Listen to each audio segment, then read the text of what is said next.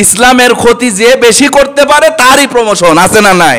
Promotion হতে হতে হতে হতে ধরতে ধরতে সব বিল্ডিং বাড়িঘর জমি জমা একদিন দখল হবি। কথা কন না কেন? করতে থাকো নাকি কন? আল্লাহ ছাড় দেয় ছেড়ে। কথা কি ক্লিয়ার?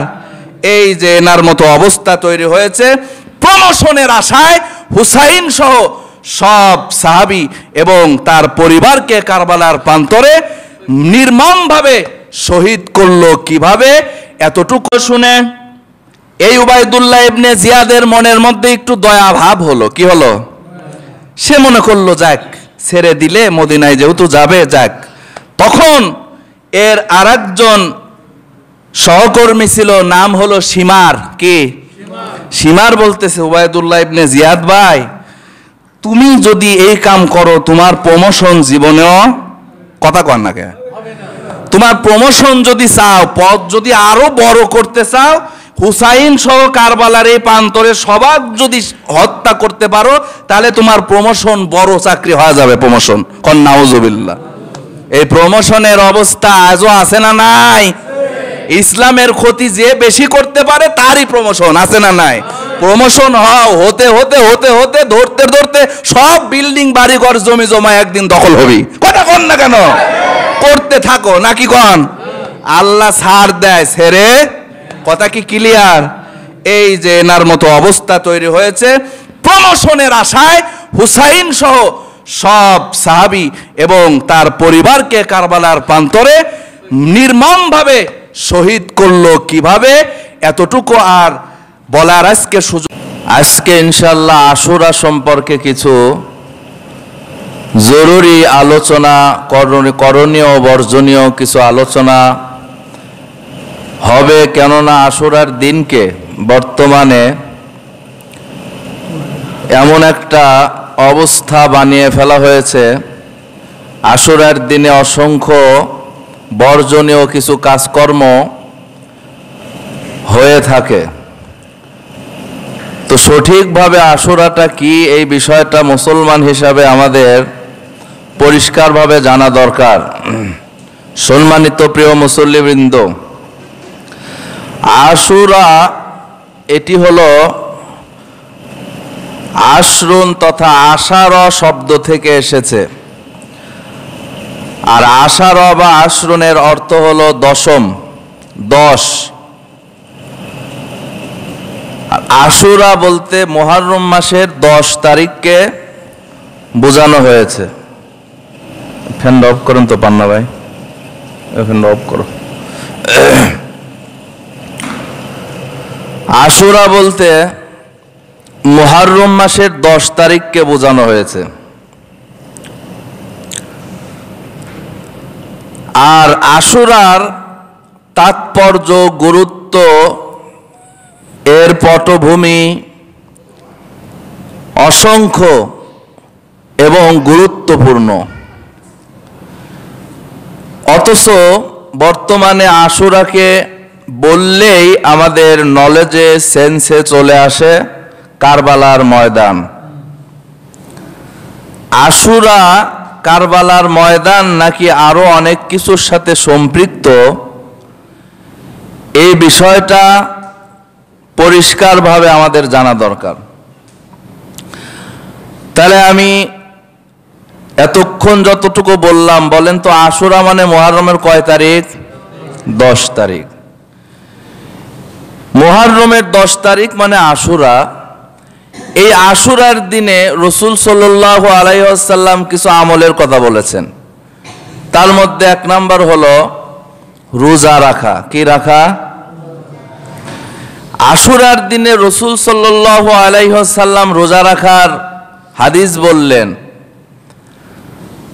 আর কারবালার প্রান্তরের ঘটনা হলো রাসূল সাল্লাল্লাহু আলাইহি ওয়াসাল্লামের মৃত্যুর 50 বছর পর। কত বছর পর?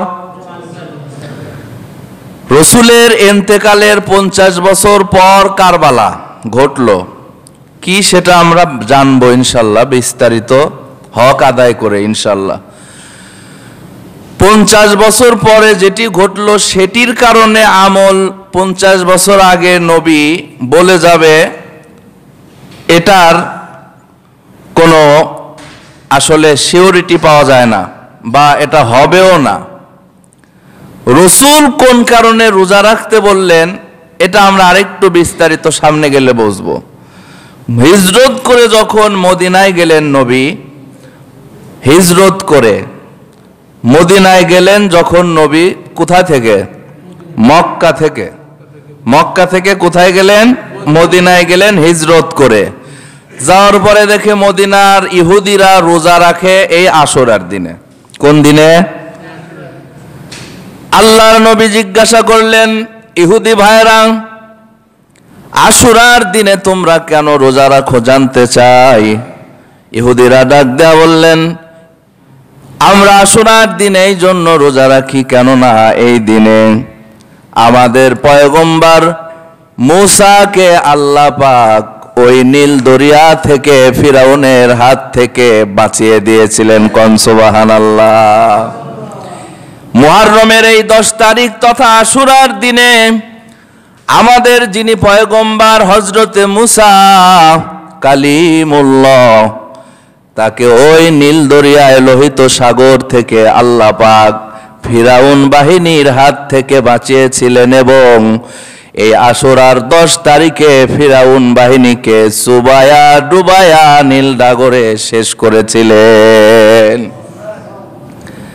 এজন্য আমরা রোজা রাখি যে আমাদের পয়গম্বরকে বাঁচিয়েছিলেন, আর পয়গম্বরের শত্রু ফিরাউন বাহিনীকে এই তারিখে কি করেছিলেন? খতম করেছিলেন। তো এই খুশিতে আমরা রোজা রাখি। শুধু এটাই না, আমাদের পয়গম্বর মূসা এই আশুরার দিন রোজা রাখত। কোন সুবহানাল্লাহ। আল্লাহর নবী ডাক দেয়া বললেন, ইহুদি ভাইরা, মূসা তোমাদের যেরকম পয়গম্বর, আমারও তেমন জাতি ভাই পয়গম্বর। কোন সুবহানাল্লাহ। আমিও যেমন পয়গম্বর, মূসাও তেমন পয়গম্বর। আর সবচেয়ে মূল্যবান গুরুত্বপূর্ণ কথা হলো, মূসা হলো হকের পক্ষে ছিলেন আর ফিরাউন হলো বাতিলের পক্ষে ছিলেন। যেহেতু মূসা হকের পক্ষে, আমি নবী মুহাম্মদও সেই হকের পক্ষে। কোন সুবহানাল্লাহ। সুতরাং ইহুদি ভাইরা, এই তারিখে তোমরা যেই হকের প্রমাণ স্বরূপ, বাতিল খতম হওয়ার খুশি স্বরূপ তোমরা যেই রোজা রাখো, এটি খারাপ কিছু না। এই তারিখে আমি মুহাম্মদও রোজা রাখবো। কোন সুবহানাল্লাহ। আল্লাহর নবী এই তারিখে আশুরার দিনে রোজা রাখা শুরু করলেন। এবং যেহেতু ইহুদি আর মুসলমানের রোজাটা হকের মানদণ্ড, কিন্তু ইহুদিদের সাথে আমাদের যেমন মিলে না যায়, এজন্য নবীজি 10 তারিখে রাখতেন, আর তার সাথে আরেকটা মিলাতেন। আরেকটা মিলানো এটা ঐচ্ছিক, 9ও হতে পারে, 11ও হতে পারে। আমি কি বোঝাতে পারতেছি? 2টা রোজা রাখতে হবে। ধরেন আশুরারটা ঠিক রেখে, 2টা রোজা রাখতে হবে আশুরারটা ঠিক রেখে। তাহলে আশুরারটা ঠিক রেখে মানে 10 তারিখ রাখাই লাগবে। 2টা মিলানোর জন্য আপনি কয় তারিখ রাখা লাগবে? 9 না 11? যে কোনো একদিন হলেই হলো। আমি কি বোঝাতে পারছি? 9, 10 অথবা 10, 11 এই রোজাটা রাখলে কি হবে? আল্লাহর নবী বলেন, এই রোজার ফজিলত হলো, আফজালুস সিয়াম ইয়াউম আশুরা, আফজালুস সিয়াম বাদা রমাজান, আফজালুস সিয়াম বাদা রমাজান, সিয়াম মুহররম। আল্লাহর নবী বলেন যে রমজান মাসের পরেই হলো উত্তম রোজা এই মুহররমের আশুরার রোজা। কোন সুবহানাল্লাহ। এবং শুধু তাই নয়, রমজান মাস আমাদের উপরে যখন নাজিল হয়েছে, রমজান মাস যখন আমাদের উপরে ফরজ হয়েছে, রোজা ফরজ হওয়ার আগে এই আশুরার রোজা আমাদের জন্য ফরজ ছিল। রোজা ফরজ হওয়ার আগে আশুরার রোজা আমাদের জন্য ফরজ ছিল। তাহলে কত বড় গুরুত্বপূর্ণ এই আশুরা। যখন রমজান মাসের রোজা ফরজ হয়ে গেল, তখন এই আশুরার রোজা ফরজ আর থাকলো না, নফল পর্যায়ে, মুস্তাহাব পর্যায়ে চলে গেল। কেউ যদি এই রোজা রাখে, তাহলে ওই যে 1 বছরের গুনাহ আল্লাহ পাক মাফ করে দিবেন। কোন সুবহানাল্লাহ। আর কেউ যদি না রাখে তার কোনো গুনাহ হবে না, কেননা এটা নফল মুস্তাহাব, এটি ফরজ ওয়াজিব নয়। এজন্য আশুরার রোজাটা না রাখলে কোনো গুনাহ হবে না। নফল কোনো আমল না করলে গুনাহ হয় না, কিন্তু করলে সওয়াব হয়। কোন সুবহানাল্লাহ। তাহলে আশুরার রোজার ফজিলত হলো, আল্লাহর নবী বলেন সিয়ামু ইয়াউমু আশুরা আহতাসিবু আলাল্লাহি আইয়ু কাফারা সানাতা আল্লাতি ক্বাবলা। আল্লাহর নবী বলেন এই আশুরার রোজার ফজিলত হলো পূর্বের 1 বছরের এবং পরের 1 বছরের গুনাহ খাতা আল্লাহ পাক মাফ করে দেন। আমাদের জীবনের আগের 1 বছর পরের 1 বছর, এই 2 বছরের গুনাহ খাতা এই আশুরার রোজার কারণে কি হবে? মাফ হয়ে যাবে।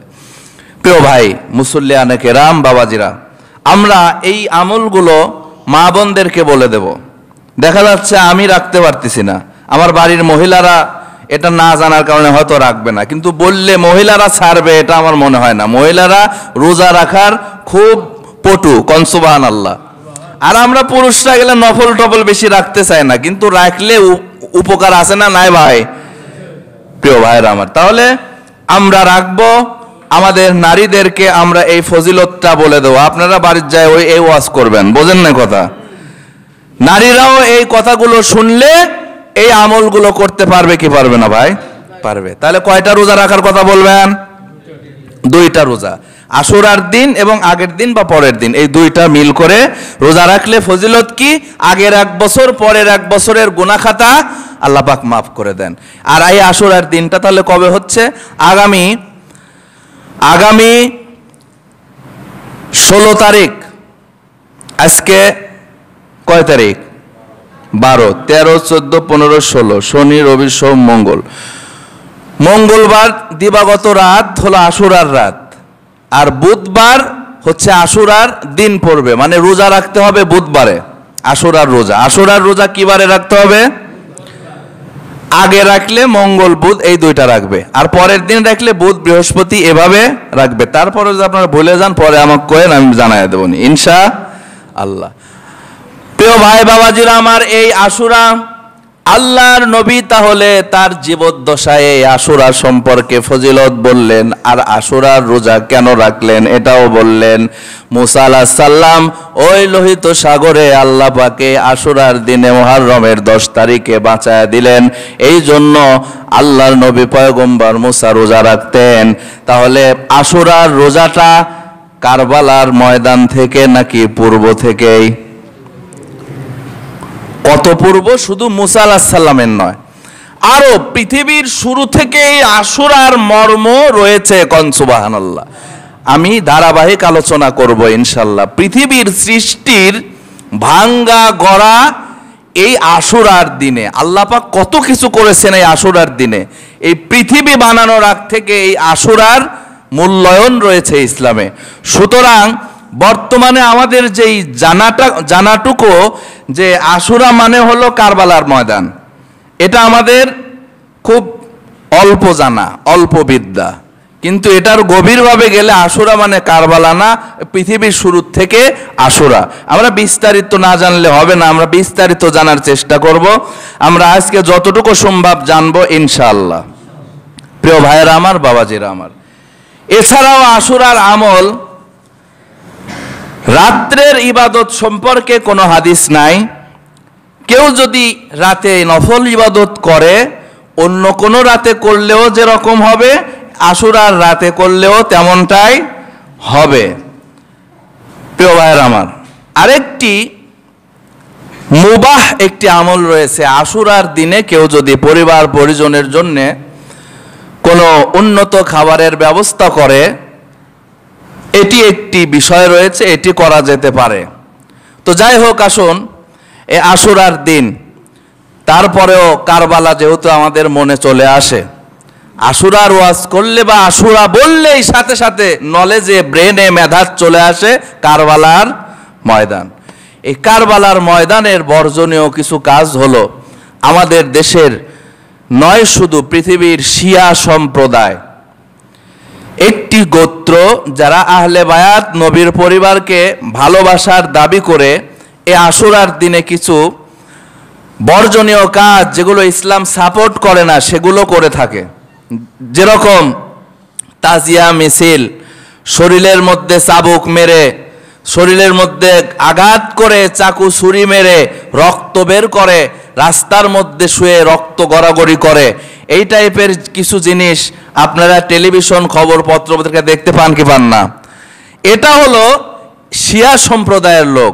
কেননা ওরা মনে করে যে আশুরার দিনে কারবালার প্রান্তরে হুসাইন রাদিয়াল্লাহু তাআলা আনহু যেভাবে রক্ত ঝরিয়ে জীবন দিয়েছিল, আমরা কি করব? শরীরে বাইরে চাবুক মেরে রক্ত বার করে সেটা পালন করব। ইসলাম বলেছে এটার কোনো ভিত্তি। হুসাইনের ভালোবাসার জন্য আশুরা আসলে প্রতি বছর রক্ত বার করা শরীর থেকে, এর কোনো ইসলামের কোনো আমলের কোনো ভিত্তি নাই। হুসাইনকে ভালোবাসা অবশ্যই দরকার। হুসাইনের সেই ভালোবাসার সঠিক রাস্তায় ভালোবাসতে হবে, নাকি বলেন? প্রিয় ভাইয়েরা আমার, বন্ধুরা আমার, কারবালার প্রান্তরে কেন এই মর্মান্তিক ঘটনা ঘটেছিল এই বিষয়টা আমরা অনেক আবার কাটছাট বা যুক্ত বানিয়ে সানিয়ে বিভিন্ন, যেহেতু এটি ব্যাপক ইসলামের একটি ভাইরাল ঘটনা, বিভিন্নভাবে অনেকেই বর্ণনা করতে গিয়ে অনেক বাড়াবাড়ি করেও হুসাইন রাদিয়াল্লাহু তাআলা কারবালার ময়দান বর্ণনা করে থাকে। আমরা ইসলামের সঠিক ঐতিহাসিক যেই প্রেক্ষাপট সেটার থেকে আমরা জানার চেষ্টা করব ইনশাআল্লাহ। এই কারবালার প্রান্তরে হুসাইন রাদিয়াল্লাহু তাআলা আনহু কেন এই মর্মান্তিক শাহাদত বরণ করলেন? তার সপরিবার সহ, তার পরিবার পরিজন, শিশু, মহিলা এবং তার সফর সঙ্গী সব মিলে 50 জন সেই কারবালার প্রান্তরে অল্প কিছু ব্যতি রেখে বেশিরভাগ আল্লাহর সেই বান্দা বান্দিগুলো কারবালার প্রান্তরে শহীদ হয়ে যান। কিভাবে হলো? আসুন, এটি একটি রাজনৈতিক একটি বিষয় এই ঘটনার সাথে জড়িত। আমি আবার রাজনৈতিক কোনো ওয়াজ টস করতেছি না। রাজনৈতিক জড়িত কেমন করে? তৎকালীন যুগে একটি রাজনৈতিকের একটি ধারা ছিল, সেটি হলো বাপ সরকার, ছেলেও হবে কি? একটু কথা ঘুম আসতেছে আপনাকে এসির বাতাসে, একটু বোঝেন। হুসাইনের মতন আল্লাহর নবীর নাতি, যেই হুসাইন জান্নাতের সর্দার, আপনার আমার জান্নাতের সর্দার হবে যেই হুসাইন, সেই হুসাইন রাদিয়াল্লাহু তাআলা আনহু সেই কারবালার প্রান্তরে শহীদ হলেন। কেন হলেন? কিভাবে হলেন? কোন বেঈমানের দল শহীদ করলেন? এই বিষয়গুলো আমরা মুসলমান হিসাবে জানার দরকার আছে না নাই? তাহলে ঘোমটম ছাড়েন, চোখ টোক ঝাড়েলেন। কারবালার ময়দান মর্মান্তিক রক্তাক্ত ময়দান। কেন এরকম হয়েছিল? প্রিয় ভাই বাবাজিরা, মুসল্লিয়ানে কেরাম, তৎকালীন যুগে রাজনৈতিকের একটা ধারা ছিল, বাবা সরকার হলে ও মরে গেলে ওর ছেলে হবে কি?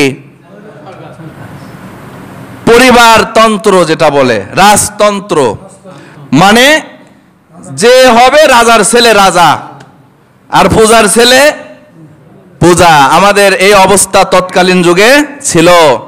আল্লাহর নবী যখন আসলেন পৃথিবীর জমিনে, আল্লাহর নবী যেই রাজনৈতিক গঠন সংগঠন দুনিয়ার মধ্যে কায়েম করলেন, সেটি হলো ওই কুফরি যুগের কাফেরদের যুগের সেই রাজতন্ত্র খান খান করে দিয়ে, লন্ডভন্ড করে দিয়ে আল্লাহর নবী যেই রাজনৈতিক প্রেক্ষাপট পৃথিবীর বুকে চালু করলেন, সেটা হলো জনগণের রায় নিয়ে, জনগণের মতামতের ভিত্তিতে দেশের সরকার গঠন হবে। কোন সুবহানাল্লাহ। জনগণ কাকে ভালো মনে করে? কোন ব্যক্তি তাকওয়ার দিক দিয়ে ভালো, কোন ব্যক্তি মানুষের কল্যাণ করার দিকে ভালো, যাকে মানুষ কি করবে? মতামত দিবে, সেই ব্যক্তি কি হবে? খলিফা হবে, শাসক হবে। যেমন ভাবে আল্লাহ নবীর ইন্তেকালের পরে আবু বকর রাদিয়াল্লাহু তাআলা আনহুকে মানুষের সামনে মনোনয়ন দিয়ে গেলেন যে আমি নবী আবু বকরকে তোমাদের কাছে দাঁড় করালাম, তোমাদের যদি মনে হয় আবু বকর খলিফা হলে উপকার হবে বানায়ো। কোন সুবহানাল্লাহ।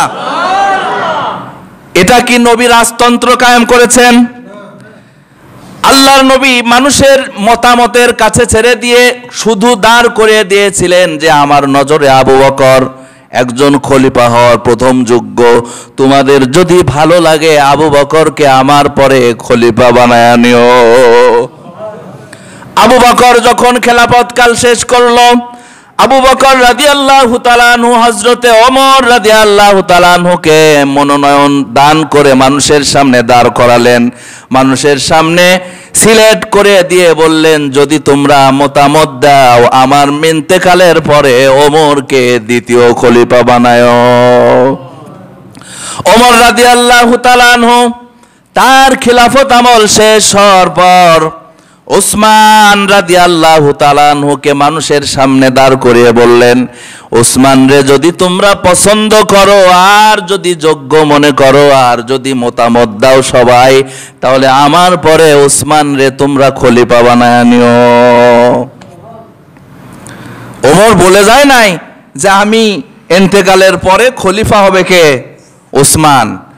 মানুষের মতামতের কাছে ছেড়ে দিয়েছেন, মানুষও দেখতেছেন খলিফা ওমর যাকে রায় দিয়েছেন বা মত দিয়েছেন, আমরাও উসমানকে কি দিলাম? মত দিলাম। উসমান রাদিয়াল্লাহু তাআলা আনহু খেলাফত শেষ করে চতুর্থ নাম্বার কাকে পছন্দ করলেন? হযরত আলী রাদিয়াল্লাহু তাআলা আনহু। হযরত আলী রাদিয়াল্লাহু তাআলা আনহুকে মানুষের সামনে ধরে দাঁড় করিয়ে মানুষের সামনে আলীর মতামত চাইলেন এবং বললেন আমার পরে আলী যদি তোমাদের কাছে ভালো মনে হয় আলীকে তোমরা খলিফা বানায় নিও। মানুষজন মতামত পেশ করলেন, আলী চতুর্থ খলিফা হয়ে গেলেন। চতুর্থ খলিফা আলী যখন শেষ হলো, আলী রাদিয়াল্লাহু তাআলা আনহু হযরত হাসান রাদিয়াল্লাহু তাআলা আনহুকে মানুষের সামনে দাঁড় করিয়ে বললেন, হাসান রে যদি ভালো লাগে হাসান রে তোমরা খলিফা বানায় নিও। হাসানকে খলিফা বানানোর পরে 6 মাস হাসান রাষ্ট্র ক্ষমতা পালন করলেন। তারপরে ক্ষমতা চলে গেল হযরতে মুয়াবিয়া রাদিয়াল্লাহু তাআলা আনহুর কাছে। তাহলে হযরতে মুয়াবিয়া হলেন ষষ্ঠ। কত? 1 নাম্বার আবু বকর, 2 নাম্বার হযরত ওমর, 3 নাম্বার হযরত ওসমান, 4 নাম্বার হযরত আলী, 5 নম্বরে 6 মাসের জন্য হযরত হাসান রাদিয়াল্লাহু তাআলা আনহু। 6 নাম্বার হলো হযরত মুয়াবিয়া রাদিয়াল্লাহু তাআলা আনহু। মুয়াবিয়া রাদিয়াল্লাহু তাআলা আনহু দীর্ঘদিন 20 বছর যাবত, কত বছর যাবত? 20 বছর যাবত রাষ্ট্র পরিচালনা করেন। মুয়াবিয়া রাদিয়াল্লাহু তাআলা আনহু আল্লাহর নবীর মর্যাদা প্রাপ্ত ওহী লেখক। কোরআনের যখন আল্লাহর নবীর উপরে কোরআন নাজেল হতো, বিভিন্ন সাহাবী গাছের বাকলে, কাতা কলম তো কিছু নাই, পাথরের উপর বিভিন্ন সিস্টেমে চামড়ার উপরে কোরআনের আয়াতগুলো লিখতেন। সেই লেখার মধ্যে হযরত মুয়াবিয়াও ছিলেন ওহী লেখক। সেই মুয়াবিয়া রাদিয়াল্লাহু তাআলা আনহু ষষ্ঠতম খলিফা হলেন। ষষ্ঠতম খলিফা মুয়াবিয়া রাদিয়াল্লাহু তাআলা আনহু 20 বছর রাষ্ট্র পরিচালনা করলেন। কোনো ক্লেম নাই, কোনো অভিযোগ নাই, কেননা উনি আল্লাহর নবীর খুব মর্যাদাপ্রাপ্ত একজন সাহাবী। আর সাহাবীদের দ্বারা এমন কাম হবে না যেই কাজ মানুষের অকল্যাণ করা হয়। কোন সুবহানাল্লাহ। এখন আসুন, মুয়াবিয়া রাদিয়াল্লাহু তাআলা আনহুর পরে একজন খলিফা নিযুক্ত হলেন, তিনি হলেন ইয়াজিদ। নাম কি? সবাই বলেন ইয়াজিদ। ইয়াজিদকে যখন রাষ্ট্র ক্ষমতার মানুষের কাছে মানদণ্ড হিসাবে তাদের মতামতের কাছে ছেড়ে দিয়ে গেলেন, তখন সবাই ইয়াজিদকে কি করলেন? সিলেক্ট করলেন, মতামত দিলেন। পরবর্তীতে রাষ্ট্র পরিচালনার ক্ষেত্রে তার ব্যক্তিগত অনেক সমস্যার কারণে মানুষজন, রাষ্ট্রের অসংখ্য জনগণ মানুষজন, তারা তাদের মতামতকে চেঞ্জ করতে বাধ্য হলো যে এর দ্বারা দেশের পুরোপুরি কল্যাণ হওয়া সম্ভব না। আমার কথা কি বুঝে আসতেছে? দেখুন এইখানে ওই যে আমি আগে বলেছিলাম যে এই ঘটনাকে অন্যভাবে বলতে গিয়ে অনেকভাবে বলতে গিয়ে অনেক সমস্যার কারণ তৈরি হয়। আমি আজকে এই বিষয়ে ডাক্তার আব্দুল্লাহ জাহাঙ্গীর রহমাতুল্লাহি আলাই কুষ্টিয়া ইউনিভার্সিটির একজন সারা বাংলাদেশের একজন দাঈ ইলাল্লাহ ডাক্তার আব্দুল্লাহ জাহাঙ্গীর, ইনার প্রচুর লেখা বই রয়েছে, আপনারা পড়তে পারেন। ওনার বই এই বিষয়ে আজকে আমি পড়লাম, জ্ঞানী কাকে বলে। জ্ঞানীদের বই পড়লে আর ওই যে কারবালার ঘটনা যদি কোনো চটি বইয়ে বা আরো বিভিন্ন জায়গা থেকে পড়ে অনেক কিছু বাড়াবাড়ি সারাসারি জিনিস পড়লে উল্টাপাল্টা মনে হবে। দেখুন এখানে গুরুত্বপূর্ণ একটা পয়েন্ট, সেটি হলো এই কারবালার ঘটনাকে পড়তে গিয়ে বলতে গিয়ে জানতে গিয়ে আমাদের ভুল হয় অনেক সময় অনেকের, এটি যে যেই ছেলেকে দিয়ে দেশের কল্যাণ হবে না সেই ছেলেকে মুআবিয়া দিয়ে গেল কেন রাষ্ট্র ক্ষমতায়। কথা কি আমার প্রশ্ন বুঝছেন? এই প্রশ্ন যখনই তুলব সাহাবীর উপরে আমার প্রশ্ন যাবে। সাহাবীর উপর কার প্রশ্ন যাবে? আমার মতো সলিমদ্দি কলিমদ্দি সাহাবীকে প্রশ্নবিদ্ধ করার সাহস ক্ষমতা, আমার মতো ঈমান তো দূরের কথা, আমার মতো ঈমানদার কোটি কোটি কোটি কোটি পৃথিবীর সব মুসলমানের ঈমান এক জায়গায় করলে একটা সাহাবীর ঈমানের কিঞ্চিত পরিমাণ হবে না। কোন সুবহানাল্লাহ। এজন্য খেয়াল করে শুনুন, মুআবিয়া যখন মানুষের সামনে তার ছেলে ইয়াজিদকে দাঁড় করালেন, সবাই মতামত দিলেন এবং মুআবিয়াও মতামত দিলেন, কিন্তু পরিচালনার ক্ষেত্রে তার ব্যক্তিগত অনেক সমস্যা তৈরি হলো। এর দ্বারা মুআবিয়া তো দায় নয়, যখন দিয়েছেন তখন তাকে ভালো অবস্থায় দিয়েছেন, পরে অন্য কোনো কারণে ব্যক্তিগত স্বার্থে খারাপ হয়ে যেতে পারে। এটা কি মুআবিয়ার দোষ আছে নাকি? আর মুআবিয়ার দোষ যদি আমরা দিতে যাই সাহাবীকে দোষ দেওয়া হয়ে যাবে, আর সাহাবীকে দোষ দিতে গেলে আমাদের ঈমান নষ্ট হয়ে যাবে। ঘটনা পরিপূর্ণ জানতে হবে। আজকে এই লম্বা ঘটনা আমি আপনাদের বলতে পারবো না, শেষ করতে পারবো না, তবে এতটুকু জেনে রাখি এই কারবালার ঘটনার সাথে কোনো সাহাবী দায়ী নয়। কোন আল্লাহু আকবার। যখন এই ইয়াজিদ যখন রাষ্ট্র পরিচালনার ক্ষেত্রে তার অযোগ্যতা প্রমাণ পেতে লাগলো, তখন অসংখ্য মানুষ বলা বলে শুরু করলো যে খলিফা হিসেবে হয়তো হুসাইন যদি হতো দেশের মানুষ অনেক শান্তিতে থাকতো। কোন সুবহানাল্লাহ। এই হুসাইনকে ইচ্ছা করে হুসাইন ক্ষমতা নিবে এই জন্য তা নয়, মানুষ তাকে চাচ্ছে, মানুষ তাকে চাচ্ছে। তখন হুসাইন রাদিয়াল্লাহু তাআলা আনহু মদিনা থেকে কুফার অসংখ্য মানুষের চিঠিপত্র হুসাইনের কাছে যাচ্ছে যে আমরা কুফাবাসী, আমরা এই ইয়াজিদের শাসনে আর আমরা সহ্য করতে পারতেছি না, তুমি আমাদের খলিফা হওয়ার যোগ্য, তুমি এসে একটা ব্যবস্থা করো। তখন হযরতে হুসাইন রাদিয়াল্লাহু তাআলা আনহু কুফাতে যখন প্রবেশ করবে তার পরিবার মহিলা এবং শিশু কিছু নিয়ে, তখন কুফাতে যাইতে কারবালার প্রান্তরে এইখানে যখন কুফাতে আসতেছে হুসাইন, এটা যখন জানলো ইয়াজিদ, কে ইয়াজিদ, তখন ইয়াজিদ যখন এই বিষয়টা জানলো, তখন কুফার গভর্নর যিনি ছিলেন নোমান ইবনে বশির, নোমান ইবনে বশির খুব নরম ভালো মনের মানুষ ছিল, তাকে ওখান থেকে বদলি করে দিল। কি করে দিল? কুফা এলাকা থেকে বদলি করে, ধরেন এখন যেরকম কোনো ভালো একটা অফিসার হলে বান্দরবন খাগড়াছড়ি দেয় না, ওই সমস্যায় আর কি, বুঝতে পারছেন তো। নোমান ইবনে বশিরকে কুফা থেকে বদলি করে আর এক জায়গায় দিয়ে কুফাতে আনলো কাকে? উবাইদুল্লাহ ইবনে জিয়াদ নামে একজন গভর্নরকে এনে বলল যে উবাইদুল্লাহ ইবনে জিয়াদ, আগের গভর্নর কিন্তু হুসাইনকে কিছু করবে না জন্য হুসাইনের পক্ষে, ইসলামের পক্ষে যাবে, এই জন্য কিন্তু বদলি করছি, তোমার ইসলামের পক্ষে গেলে হবে না, ধরতে হবে আর ভরতে হবে আর মারতে হবে। কথা কি বুঝছেন? এবার এই উবাইদুল্লাহ ইবনে জিয়াদ বলল, ঠিক আছে। হুসাইন রাদিয়াল্লাহু তাআলা আনহু যখন কুফায় যাইতে কারবালার প্রান্তর মাঝখানে পড়ে, কারবালায় গেলেন। কারবালায় অসংখ্য সশস্ত্র কারবালার প্রান্তরে ঘিরে নিলেন। কারবালার প্রান্তরে ঘিরে নেওয়ার পর হুসাইন যখন বললেন, এই অবস্থা কেন? কুফার মানুষ তো চেয়েছিল, আমাকে আসার জন্য আমন্ত্রণ জানিয়েছে, রাষ্ট্রীয় কি সমস্যা এটা দেখার জন্য। তারপরে আলোচনা করে মতামতের ভিত্তিতে শাসক কে হবে। আমি তো শুধু এসেছি এই খবরগুলো নেওয়ার জন্য, কিন্তু তোমরা সশস্ত্র অবস্থায় ঘিরে নিয়েছো কেন?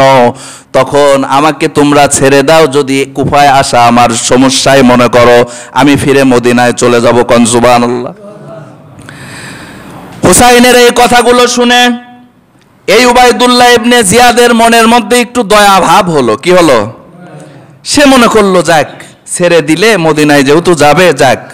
তখন এর আরেকজন সহকর্মী ছিল, নাম হলো শিমার। কি?